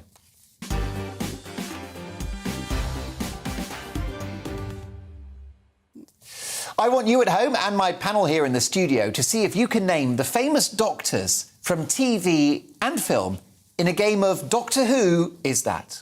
Oh, yes, this show's not just thrown together. Let's start with our first famous doctor. Who did this man? Of course, it's Hugh Laurie. Dr. Hugh. Dr. House is the right answer. Points go to Neil Fox. Dr. House. That was a brilliant... I wouldn't have known Gregory. Brilliant series. Well, you get the points for Dr. House. What a great series that was. How about this lady? She is called Ellen Pompeo. Which doctor did she play? Or you'll get a point for the series. ER. Would it be Casualty? It's the other one. It's not ER, it's the other big US health series. Doctor killed in That shows how old I am. Grey's Anatomy. Oh, Grey's Anatomy. great series. She played Dr. Meredith Grey. So what it was, Neil, you didn't recognise her not in her scrubs. She looks very different in that. Doesn't she? Definitely. I'd like her to be my doctor. Yeah, she could operate on me anytime. Yes, indeed. Not me, thanks. How about Zach Braff, very talented comedy actor? I'll take a point for the show. Oh, this is a very great comedy show. I think it was shown on E4 in this country and Channel 4. Comedy series set in... It was Scrubs, well done. And the character was JD. OK, our next doctor... Well, because you're a doctor. The actor is Mike Myers. Which big screen doctor did he play? Oh, Doctor... No, not Doctor No. Dr. Seuss. No, he did that thing with his finger? It means if you're a very nasty person. Dr. Evil. Well done. I'll let you share the points. Well, I didn't get it right. That's a point apiece. You got Doctor, you got Evil. OK.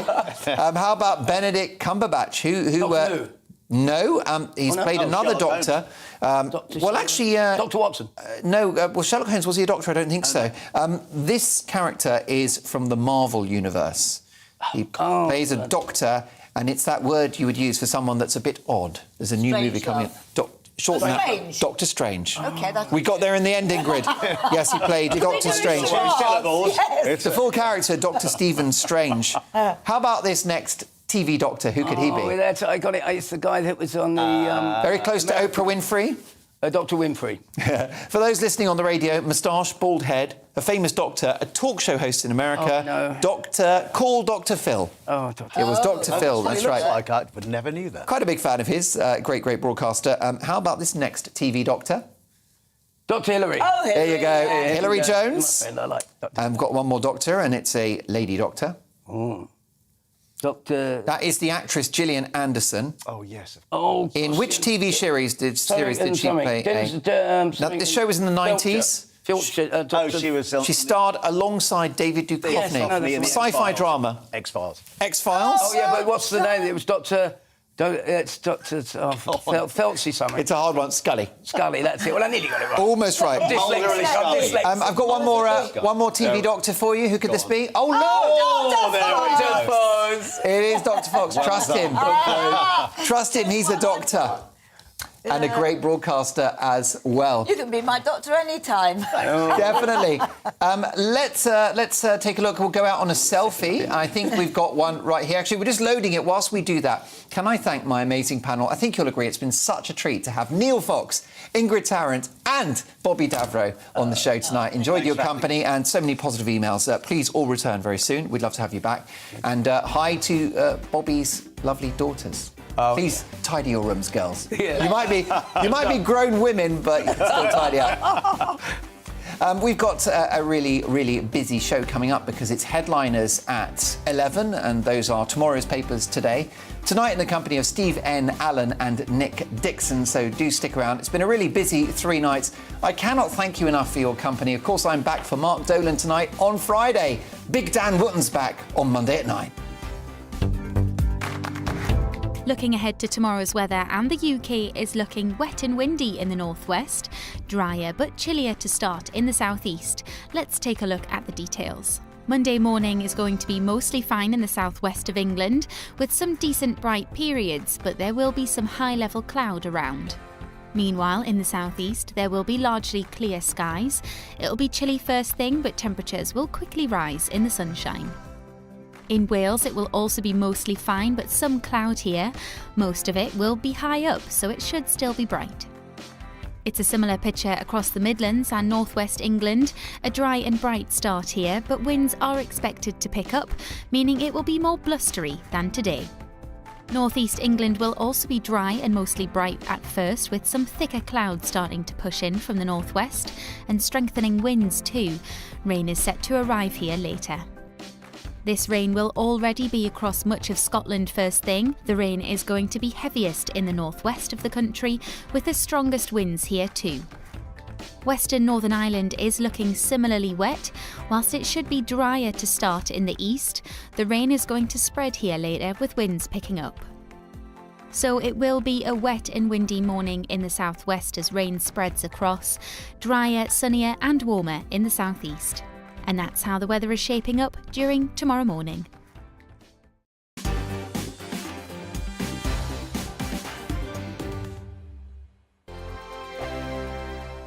Hello, I'm Michelle Dewberry, and you can join me every weekday 6 till 7 on Jubes and Keir. Me and my panel will get stuck right into the day's events, and I can tell you, in fact, I can warn you, expect some robust debate, some strong opinions and perspectives from both sides of the fence. It's about you at home as well. I love to read out all of your comments, or at least as many as I can. So join me, Michelle Dewberry, Monday to Friday, 6 till